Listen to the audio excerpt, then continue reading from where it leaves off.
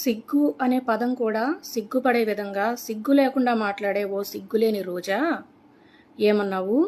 మా జగనన్న చిటికన వేలుకున్న వెంట్రుక కూడా పీకలేరు అన్నావు. ఏమైంది? మీ అన్నకు పూర్తిగా గుండు కొట్టించాడు పవన్ కళ్యాణ్ గారు. 151 మందిని 11 మందికి పరిమితం చేశాడు.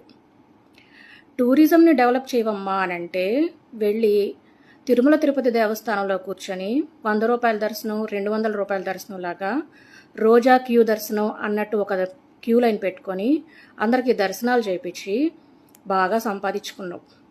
పాపం ఇప్పుడు నీ మంత్రి పదవి పోయింది కదా, ఎలా బతుకుతావు? సాటి ఆడదానిగా నేను నీకు ఒక సాయం చేద్దాం అనుకుంటున్నా. నీకు ఎలాగూ వెంట్రుకలంటే బాగా ఇష్టం, వెంట్రుకలు పీకడం అన్నా కూడా బాగా ఇష్టం కాబట్టి మా కళ్యాణ్ అన్నయ్యతో మాట్లాడి తిరుపతికి వచ్చే భక్తులకి గుండు చేయించే ఉద్యోగం నీకు ఇవ్వమని చెప్తాను.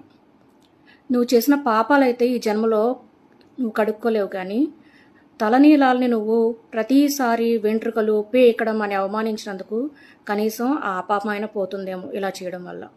సరేనా అక్క?